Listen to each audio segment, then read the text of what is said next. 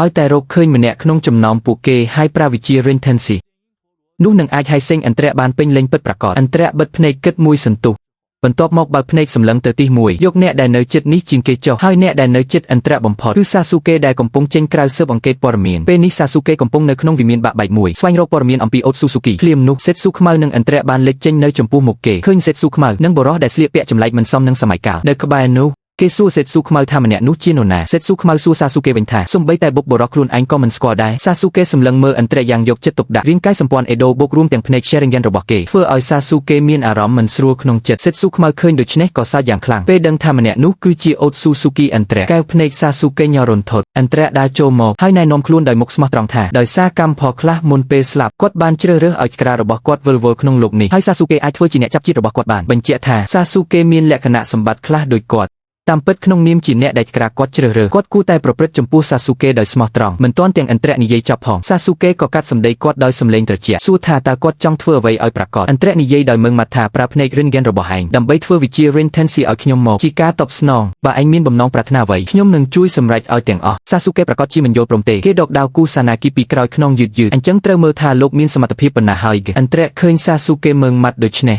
ក៏ភ្ញាក់ផ្អើលបន្តិចគាត់លាន់មាត់ថាវាសនាពិតជាគួរឲ្យអស់សំណើចនឹកស្មានមិនដល់ថាថ្ងៃណាមួយគាត់នឹងត្រូវប្រយុទ្ធជាមួយអ្នកចាប់ជាតិរបស់ខ្លួនឯងភ្នែករបស់គាត់ប្រែទៅជា Menki Sharingan ដ៏អស់កលឹកក្នុងនាមជាស្ថាបនិកត្រកូល Uchiha ភ្នែកទាំងពីររបស់គាត់មិនដែលឆ្លងកាត់ការងឹតភ្នែកឬបដូរភ្នែកទេគឺកើតមកមាន Menki Sharingan ដ៏អស់កលឹកពីកំណើតតែម្ដងជាគូប្រកួតដំបូងបន្ទាប់ពីគាត់រស់ឡើងវិញគាត់សង្ឃឹមថា Sasuke មិនធ្វើឲ្យគាត់ខកចិត្តទោះបី Sasuke មិនយល់ថាហេតុអ្វីបានជាអន្តររស់ឡើងវិញតែគេប្រាប់វត្ថុបុរាណសម័យដើមនេះថាកុំចេញមកធ្វើឲ្យគេខ្មាស់គេអី Amenotejikara ត្រូវបានប្រើភ្លាមៗ Sasuke កាន់ Chidori ផ្លាស់ទីទៅក្រោយខ្នងអន្តរហើយកាប់ទៅលើគាត់ប៉ុន្តែការវាយប្រហារដែលពិបាកនឹងគេចផុតនោះត្រូវបាន Susanoo របស់អន្តរទប់ជាប់គាត់ងាកមកមើល Rinnegan របស់ Sasuke ហើយញឹមចំអកភ្នែកល្អ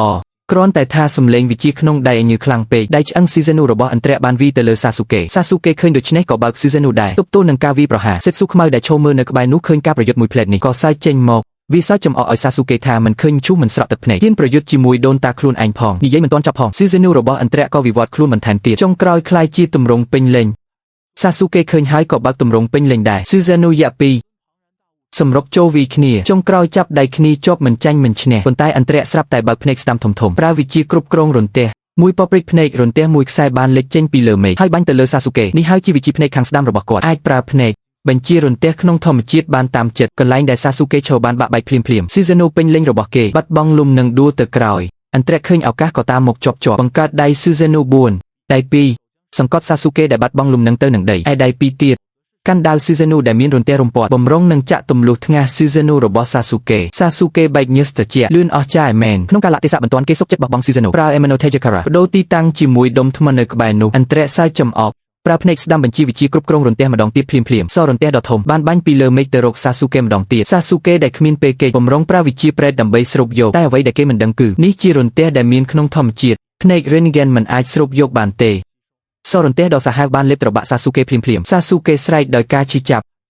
់សេតស៊ូខ្មៅដែលឈរមើលក្បែរនោះលាន់មាត់នឹកស្មានមិនដល់ថា Sasuke ដែលខ្លាំងលំដាប់កម្ពស់ក្នុងពិភពនោះចានៅចំពោះមុខអន្តរបែរជាត្រូវគេវាយសង្កត់ទៅជាប់ក្នុងផ្សែងហុយស្រាប់តែមានព្រួញ Susanoo របស់ Sasuke 3ដាំបាញ់ចេញមកតែមិនទាន់ទាំងបាញ់ត្រូវអន្តរផងក៏ត្រូវអន្តរស្ទាក់ចាប់បានទាំងអស់គាត់ញឹមបែបមើលងាយថា Susanoo មិនមែនប្រើបែបនេះទេនិយាយចប់ Susanoo របស់អន្តរក៏ផ្គុំដៃគាត់សួរ Sasuke ថាដឹងទេថា Susanoo ក៏អាចប្រើធម្មពលសៀនបានដែរធម្មពលធម្មជាតិក្នុងបរិយាកាសស្រាប់តែរំជើបរំជួលคล้ายជាខ្យល់ព្យុះដ៏ខ្លាំងក្លាដែលមើលឃើញនឹងភ្នែកហូរចូលទៅក្នុង Susanoo របស់អន្តរមិនឈប់សម្ពាធដ៏គួរឲ្យខ្លាចនោះធ្វើឲ្យ Susanoo របស់ Sasuke មិនអាចទៅមុខរួចគេតក់ស្លុតយ៉ាងខ្លាំងធម្មពលធម្មជាតិក្នុងបរិយាកាសទាំងមូលសុទ្ធតែត្រូវ Susanoo របស់អន្តរស្រូបយកទៅអស់ហើយ Susanoo របស់អន្តរថែមទាំងផ្លាស់ប្ដូររូបរាងដោយសារតែរឿងនេះ Sasuke ឃើញទិដ្ឋភាពនេះហាក់ដូចជាធ្លាប់ឃើញពីមុននឹកឃើញដល់ការប្រយុទ្ធចុងក្រោយជាមួយ Naruto កាលពីជាតិមុនរូបភាពដែលគេចាក់បញ្ចូលចារាស័ព្ទកន្ទុយទាំង9ចូលក្នុង Susanoo នៅខាងក្នុងញើសត្រជាក់ហូរចុះកាត់ថ្ពាល់ Sasuke គម្លាតកម្លាំងមិនក៏ខ្លាំងម្លេះអន្តរញឹមយ៉ាងកំណាចនៅចុងមាត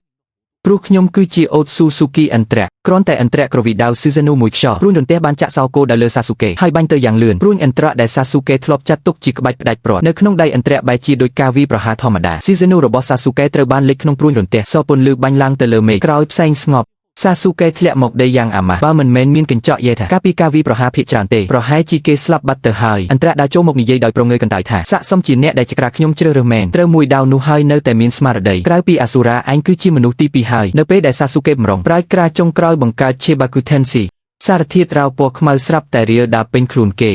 សូមរងចាំទស្សនាភាពបន្តនិងកុំភ្លេចជួយ like share ដើម្បីទទួលបានវីដេអូថ្មីៗផងដែរ